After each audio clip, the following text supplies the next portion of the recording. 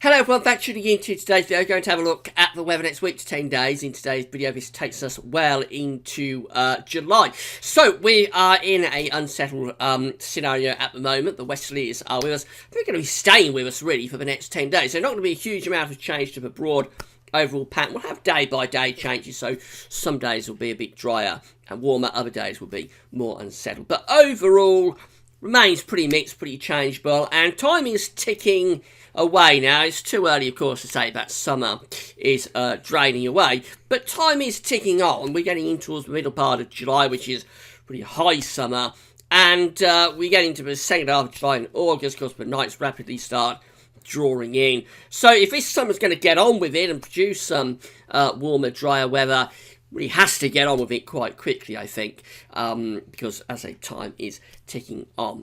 I'll show you the charts in a second. Before I get on with that, just to say about the charity event. So on Monday, we launched our air ambulance fundraiser. We're raising money for the Warwickshire and Northamptonshire air ambulance. And it's been an amazing response. Since Monday, it's only day 4 of this. We're running it to the end of July.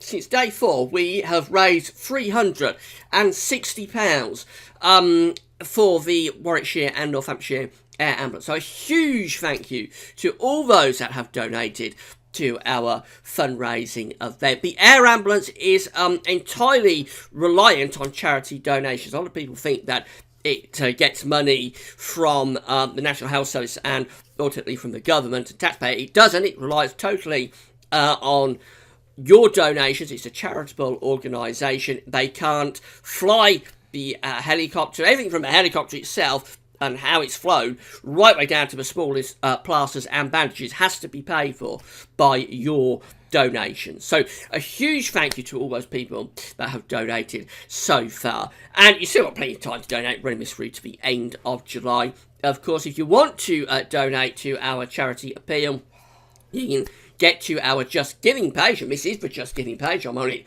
right now. You can get to the Just Giving page either from the links at Gav's link buttons, or alternatively, you can use the description box. I'm going to leave a link at YouTube.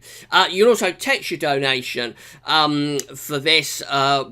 All you have to do with that is put in the code GWVS77 and the amount you would like to donate. It can be anything from £1 upwards, and text that to 770. And again, that's another way that you can donate to our charitable appeal.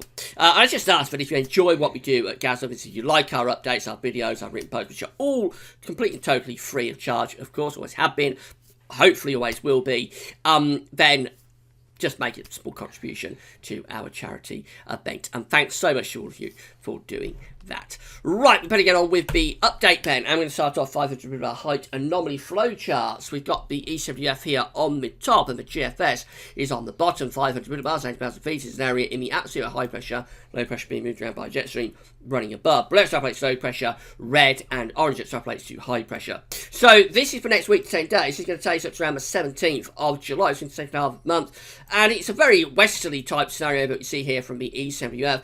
We've got the lines, which is jet stream coming through the country, trough of low pressure to the north, ridge to the south. That is a very classic westerly type scenario. Some parts get the dry east weather, northern western parts get the wettest conditions. The GFS is very, very similar.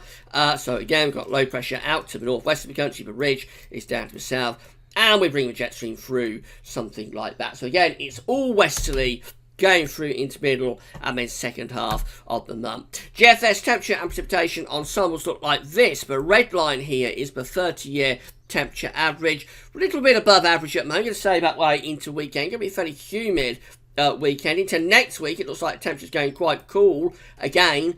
And then beyond that, into the second half of the month, dates on the bottom of the chart, of course. Second half of the month, generally close to average, but there's no sign of anything particularly hot coming up there. Just looks generally average to cool.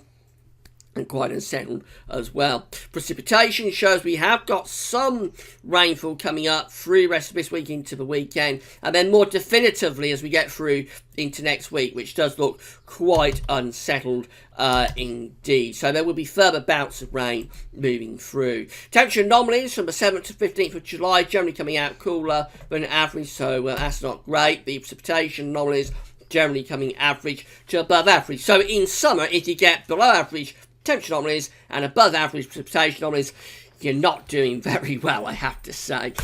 Have a look at the GFS generic chart for Monday. We've got a trough of low pressure moving through the country. That'll be bringing cloud and outbreaks of rain or showers. That continues into Tuesday as well. Winds are coming down from a northwesterly direction, so that looks quite cool, as well as being unsettled and showery. The middle part of next week builds a little bit of a ridge in from the southwest. This is the Azores High. This is what we need to hook up into the country. We need to move it that way and set it up somewhere around here. If we do that, then we can turn the winds into the south and southeast. But as long as the Azores High remains generally to our west, it means we're going to be running the jet stream through.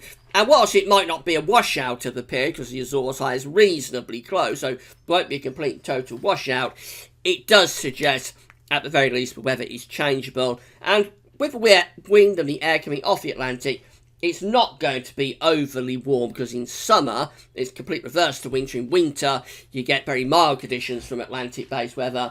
In summer, it's going to be generally cool because the air is coming in off the ocean. We go for it today, 10. Keep this broad pattern going. So this is Saturday the 16th, on into Sunday the 17th, which is day 10. And again, it all remains very westerly. The Azores High is close to us, so it will be, particularly for southern parts of the country, producing somewhat drier conditions. But generally, it's a fairly changeable period coming up, at least to the 17th of July. East India, finally, trough low pressure around the country on Monday. That looks unsettled and showery. We go for into Tuesday, remaining showery. Winds are in from the northwest. It's going to be pretty cool. That takes us through to Wednesday as well. Moving into Thursday, this is a week away, of course. A little bit of a ridge is trying to build from the Azores High, but you see the centre of that high is very much to the west and southwest, maintaining this westerly flow across the country.